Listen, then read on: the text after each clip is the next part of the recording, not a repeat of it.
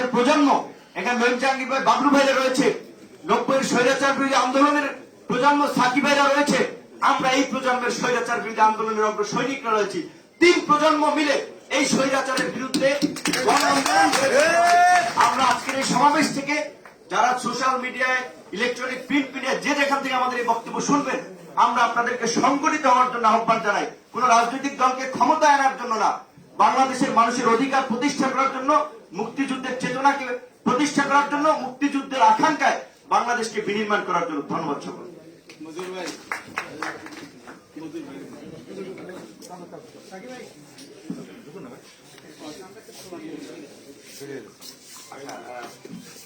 আমাদের এই প্রশ্নোত্তর পর্ব এবং আলোচনা একই সাথে পর্বে এখন অন্যতম সদস্য বাংলাদেশের সুপ্রিম কোর্টের আইনজীবী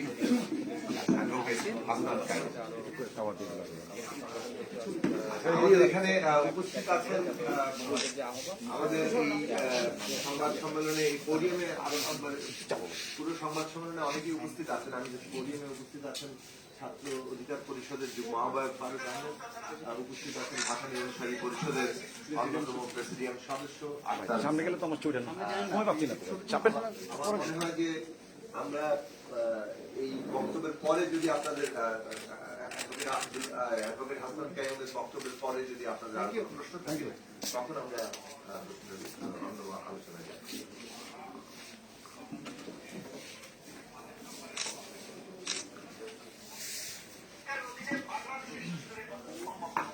শুনিস তো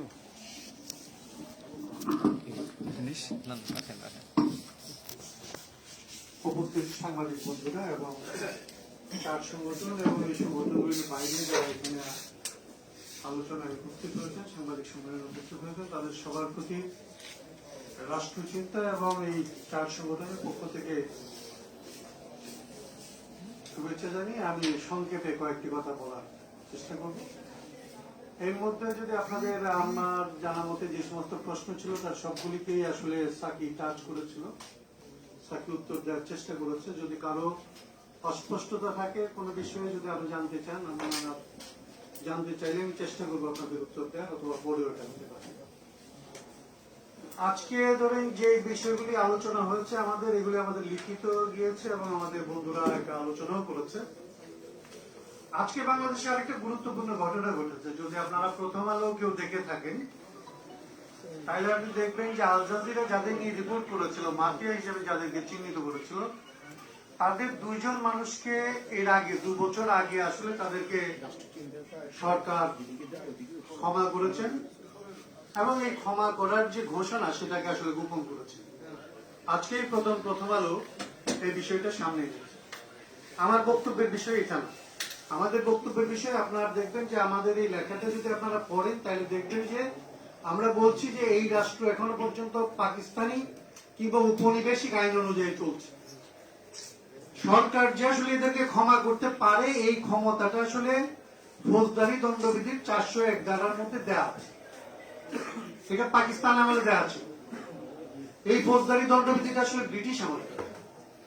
বাংলাদেশ আজ থেকে 50 বছর আগে যে কারণে স্বাধীন হয়েছিল তার একটা জায়গা হচ্ছে এরকম যে সকলের জন্য এক ধরনের আইন, আইনের শাসন যখন আমরা বলি আসলে সকলে আইনের চোখে সমান থাকবে এইরকম একটা ধারণা থেকে আমরা আইনের শাসনটা আশা করি। সেই আইনের মধ্যে এই জায়গাগুলি ছিল যে আসলে সবাই আইনের চোখে সমান থাকবে না। সরকারের চোখে যারা আসলে প্রিয় তারা আইনের চোখে দোষী হইল, তারা নির্দোষ।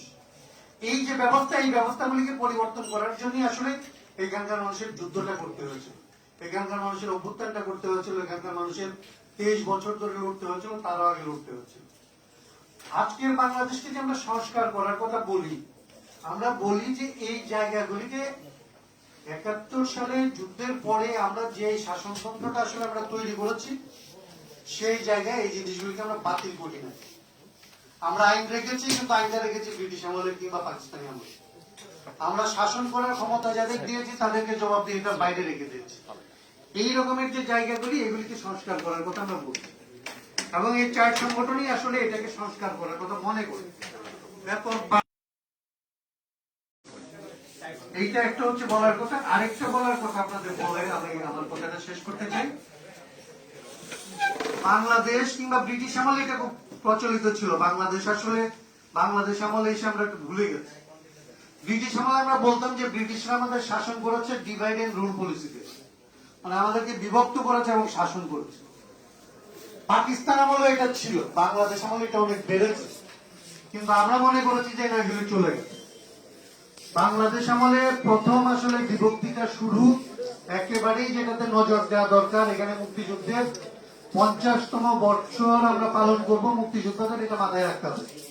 71 সালে বাংলাদেশ যখন জন্মানোর শর্ত তৈরি হচ্ছে, এই বাংলাদেশ যাতে একটা সবল স্বাবলম্বী মানে কি বলা যায় সার্বভৌম রাষ্ট্র হিসাবে, সফল রাষ্ট্র হিসাবে দাঁড়াতে না পারে, সেই পরিকল্পনা যাদের ছিল তারা সবসময় চেয়েছে বাংলাদেশকে বিভক্ত রাখতে, এবং সেই বিভক্তির সূত্রটা ছিল একদম মুক্তিযুদ্ধের মধ্যে। মুক্তিযোদ্ধাদেরকে প্রথম বিভক্ত করা হয়েছে। মুক্তিযোদ্ধাদেরকে ধরেন বাংলাদেশের মুক্তি বাহিনী বলেন, আবার মুজিব বাহিনী বলেন। একটা অংশকে প্রবাসী সরকারের উপরে, প্রবাসী সরকারের জবাবদিহিতার বাইরে। আজকে যেরকম আমরা বলি যে এখানকার সরকার হচ্ছে আসলে আইনের ঊর্ধ্বে, সংবিধানের ঊর্ধ্বে, প্রধানমন্ত্রী যেরকম সংবিধানের ঊর্ধ্বে, এর সূত্র হচ্ছে একেবারে 71 সালে মুক্তিযুদ্ধের সময় আসলে প্রবাসী সরকারের জবাবদিহিতার বাইরে, জবাবদিহিতার ঊর্ধ্বে একটা বাহিনীকে তৈরি করা হয়েছে। এবং তার সাথে আসলে যে কনফ্লিক্ট তৈরি করা হয়েছে মুক্তিযোদ্ধাদের নিজেদের, এইটা দিয়ে আপনি দেখবেন যে 71 সাল থেকে 72 সালে ছাত্রলীগের দুই গ্রুপের মধ্যে সেই দ্বন্দ্ব, জাসদের তৈরি হওয়া, জাসদের ভিতর দিয়ে আসলে গণবাহিনীদের রূপান্তরিত হওয়া, বাংলাদেশের মধ্যে নিজেদের মুক্তিযোদ্ধাদের মধ্যে আসলে এক ধরনের খুন খারাপি এবং রাজনৈতিক হানাহানির ভেতর দিয়ে ওই ধারায় একদিকে বামপন্থীদের খুন করা হয়েছে, আরেকদিকে মুক্তিযোদ্ধারা নিজেরা খুন হয়েছে। এবং সেই খুনের সর্বোচ্চ জায়গা হচ্ছে বঙ্গবন্ধু শেখ মুজিবুর রহমানের নির্মম হত্যাকাণ্ড। এই হত্যাকাণ্ডের ভেতর দিয়ে বাংলাদেশের বিভক্তিকে একদম স্থায়ী করা গেছে। এই বিভক্তিকে আসলে আরো কত বছর পর্যন্ত বাংলাদেশ আসলে অতিক্রম করতে পারবে কিনা সেটা খুব কঠিন জায়গা। তো আজকে পর্যন্ত এই বিভক্তির খেলা, আজকে যে জিয়াউর রহমানকে আসলে বলা হচ্ছে যে সে কি বলে যে তার খেতাব কেড়ে নেওয়া হবে, এটা জামুকা জানে যে তার এই অধিকার নাই, আইনে তাকে এই ক্ষমতা দেয় না। জানার পরে এগুলি তারা করে হচ্ছে যে এই বিতর্কগুলির মধ্যে আসলে দেশকে বিভক্ত করতে চায়। এবং এই বিভক্তির বাইরে আসলে চার সংগঠন এক ধরনের রাজনীতির কথা বলে। এই চার সংগঠন বলে যে আপনি কে কোথায় কোন আদর্শ নিয়ে কাজ করেন, কে কোথায় কোন ধরনের ধারণা নিয়ে কাজ করেন, সেই জায়গা আপনি প্রতিষ্ঠিত করেন। সেইটা প্রতিষ্ঠিত করার আগে মানুষের কতগুলি ন্যূনতম অধিকার আছে। মানুষ হিসাবে যদি আমি রাষ্ট্রের নাগরিক হিসাবে আমার কতগুলি ন্যূনতম অধিকার আছে, সেই অধিকারগুলি রাজনীতি করার যে অধিকার লাগবে, আমার ধরেন আমার একটা দর্শন আছে, সাকির হয়তো আরেকটা দর্শন আছে, বাবলু ভাইয়ের হয়তো আরেকটা দর্শন আছে, নূরের হয়তো আরেকটা দর্শন আছে, কিংবা এরকম আমাদের অনেকের অনেক দর্শন আছে। আমরা যে আমাদের রাজনীতিটা করব, আমার দর্শনের পক্ষে যে আমি দাঁড়াবো, সেইটা দাঁড়ানোর জন্য প্রথমত লাগবে আমার রাজনৈতিক অধিকার, আমার কথা বলার অধিকার, আমার পক্ষে মানুষের ভোট দিতে পারার অধিকার। এই রকমের অধিকারগুলিকে আমাদের সবাই মিলে আসলে যতক্ষণ পর্যন্ত নিশ্চিত করতে না পারবো, ততক্ষণ পর্যন্ত বাংলাদেশকে আসলে যে জায়গায় আমাদের নেওয়ার কথা ছিল, যে জায়গায় নিবে বলে এখানে আসলে মুক্তিযুদ্ধের সময় অঙ্গীকার করেছিল, যেটা আমরা আসলে ঘোষণাপত্র দিবস হিসেবে আমরা যেটা পালন করতে চাই, সেইখানে যে অঙ্গীকার করেছিল, সেই অঙ্গীকারের বাংলাদেশে নিতে হলে এই প্রাথমিক অনেকগুলো জায়গা আমাদের ফয়সালা করতে হবে। বাংলাদেশে এখন পর্যন্ত এই চার সংগঠন এই জায়গাগুলির ব্যাপারে প্রাথমিকভাবে একমত হয়েছে, এবং এরকম যারা যারা আসলে এগুলির সাথে একমত হবে, নিশ্চয়ই আমরা তাদেরকে সাথে নিতে চেষ্টা করব, এবং আমাদের এই চেষ্টা অব্যাহত থাকবে। এবং আজকে আমরা প্রকাশ্যে আপনাদের সাংবাদিক সম্মেলনের ভেতর দিয়ে আজকে আমাদের এই ঘোষণা শেষ করছি। পরবর্তীকালে আমাদের জায়গা থেকে আমাদের ঐক্যের জায়গাগুলি কোথায় আরো সুনির্দিষ্ট করে আমরা আপনাদের বলতে পারবো, আমরা বলবো। আমাদের মধ্যে আলাপ আলোচনা চলছে, এবং আমরা চাই যে আসলে বাংলাদেশের সকল ধরনের রাজনৈতিক শক্তি, সকল ধরনের রাজনৈতিক মানুষ, বিবেক সম্পন্ন, চেতনা সম্পন্ন, মানবিক গুণ সম্পন্ন মানুষেরা এই চার সংগঠনে থেকে হোক, চার সংগঠনের বাইরে থেকে হোক, আলাদা আলাদা ভাবে হোক, আমরা একই লক্ষ্যের দিকে যখন পরিচালিত হওয়া শুরু করব, বাংলাদেশের পরিবর্তন তখনই আসলে সম্ভব হবে। এবং সেই পথে চলার জন্য আসলে 4 সংগঠন একসাথে কাজ শুরু করেছে। আপনাদের সবাইকে ধন্যবাদ। আমার জায়গা থেকে আমার কথাটা শেষ। সবাইকে ধন্যবাদ। প্রিয় বন্ধুগণ, আমরা আমার মনে হয় যে আমরা আলোচনা আমাদের যদি কোনো প্রশ্ন না, আপনাদের কি কোনো প্রশ্ন আছে? সাংবাদিক বন্ধুগণ আরো কোনো প্রশ্ন আছে? আচ্ছা, যদি প্রশ্ন না থাকে তাহলে আজকে আমরা এই সংবাদ সম্মেলনের কাজ আমরা এখনই শেষ করব। শেষ আমাদের বিশিষ্ট মুক্তিযোদ্ধা অ্যাডভোকেট মুজিবুর রহমান তিনি শুভেচ্ছা জানিয়ে আমাদের এই আজকের এই সংবাদ সম্মেলন শেষ করবেন।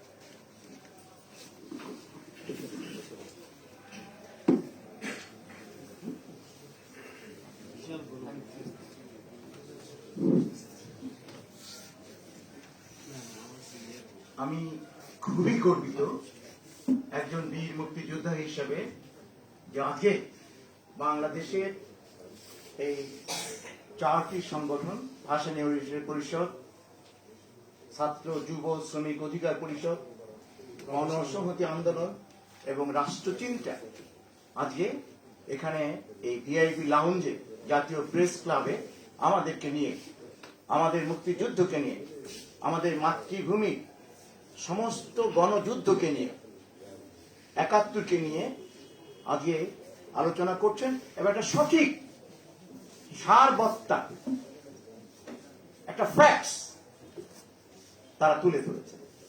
I congratulate, I salute. আমি নঈম জাহাঙ্গীর ভাইকে 2 বারের মুক্তিযোদ্ধা সংসদের মহাসচিব ছিলেন, তিনি চেষ্টা করেছেন। আজকে তিনি এই প্রচারটি ঘোষণাটি পাঠ করলেন। আমি নূর, সাকিব, রাষ্ট্রযুগ্ম স্যার, নঈম জাহাঙ্গীর, আমার নেতা রবুল ইসলাম বাবলু এবং জনসংহতি এবং ছাত্র আন্দোলনে যারা এখানে রায়াসে আছেন এবং অডিয়েন্সে যারা আছেন, সাংবাদিক বন্ধুরা, আপনাদেরকে এই একটি প্রত্যয় ব্যক্ত করতে চাই। একটি আগুনের স্ফুলিঙ্গ যত ছোট্টই হোক, এটার ক্ষমতা আছে দাবানল সৃষ্টি এবং সমস্ত কিছুকে জ্বালিয়ে দেওয়ার ক্ষমতা তার আছে। আজকে এই ঘোষণা, এই কথাটা সেই রকম শক্তিশালী একটা সত্য। এই সত্য এখন, এই সত্য আগুন, এই সত্য মানুষের বিশ্বাস, এই সত্য মুক্তিযুদ্ধের প্রতিরোধ ঘটনার নির্যাস। এটাকে যতভাবেই দাবায় দেওয়ার চেষ্টা হোক, তত বেশি এটা শক্তিশালী হবে এবং যারা এটা বিকৃত করার চেষ্টা করবে